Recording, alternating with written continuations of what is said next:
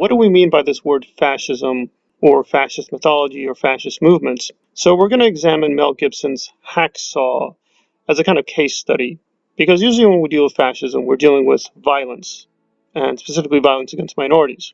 So Hacksaw is a really interesting and weird case because Mel Gibson essentially is mythologizing the life of a pacifist soldier, basically a soldier who did serve in World War II. And this is all fact, right? This person did exist, but of course he's fictionalizing a lot of events.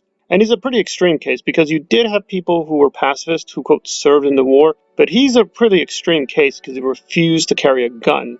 So we follow his life journey, and first in facing all this discrimination because the army doesn't want him. So he has to fight just to be in the army, and then he gets tortured, and then after all that he serves in the field and shows he's much braver than even the men who are willing to commit violence against others. So it's a very interesting mixture of Gibson's kind of ideological preoccupations, from kind of extreme Christianity to conspiracy theory to this glorification of warriors. I mean, the obvious fascism is something like Braveheart. That's kind of just there, right? He's kind of glorifying William Wallace, and he's got blue paint, and, despite some small little changes from, say, the Hitler, Nazis, and Mussolini, you really can't tell much of a difference. It's just these men who are dedicated to violence, to, quote, liberating themselves. He doesn't say what they're liberating because William Wallace is very vague. Like, well, what exactly are you fighting for? Aside from just avenging his love of his life, it's very vague as to what exactly he's going to do. It's just, we know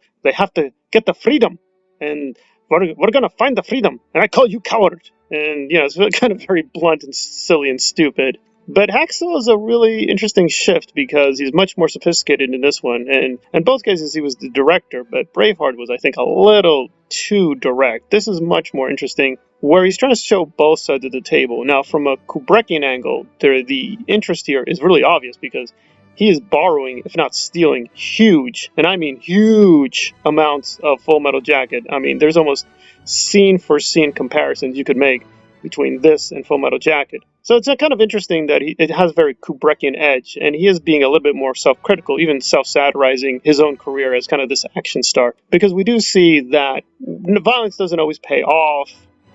Right, the most masculine or more manly person is not the one who uses the most violence. So he's being a little self-critical for his early career, and I would grant that this is a very strange case of fascism, because even if he is a fascist, right, with his anti-Semitism, conspiracy theories and all that, he is not stupid. He's a very interesting and very difficult man to sort of pin down. So even if you just say, yeah, he's a right-wing lunatic, that may be true, but as an artist, he's not satisfied with just dredging up the same old mythologies. He's twisting them and refining them in new ways. Now, if you know Gibson's own background, it's a very strange mix of Australian and American identity, and he's kind of using both to bear here. It even works in the production because they actually needed tax credits from Australia in order to make this thing work. That's why we have Hugo Weaving being in a really great role as the father. And this actually succeeded overseas because the Chinese really love this because they hate the Japanese, and with good reason, because they committed an incredible case of genocide in China. So it's sort of interestingly attuned to the present trends in Hollywood, right? We need to do something to appeal to the Chinese, but also to the home front.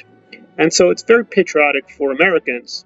It has this overall ironically anti-fascist message, right? We're fighting the fascist enemy, and it's being directed by a fascist director, so it's very full of ironies. And it's got enough anti-Japanese sentiment to appeal to the Chinese. And I do think he's sincere because he really has talked about veterans issues over and over again. But we're back to sort of, well, where is this going? Especially because we know where he is. And I mean, I don't think he's obsessively anti-Semitic. Fascists do have diverse interests, but I'm still always struck by him in terms of where are we going with this. It's clear he keeps mythologizing the warrior figure, but here it's a kind of peaceful warrior. But what is he just saying? Is it just good to serve in these kinds of military campaigns? Is it this individual himself was really extraordinary? We deserve to remember him? Is it that there are such things as good wars? To me, it's just very fuzzy. Maybe that's part of the political censorship and political correctness that he's under, and I think that's real. And I agree with him that it is wrong to censor him and to try to constrain him, but it's a very scary kind of vision he has about how we have to be, if not violent, then be always aggressively militant. Otherwise, these values we want to cherish will just basically disappear, I guess, in some kind of nihilistic fog.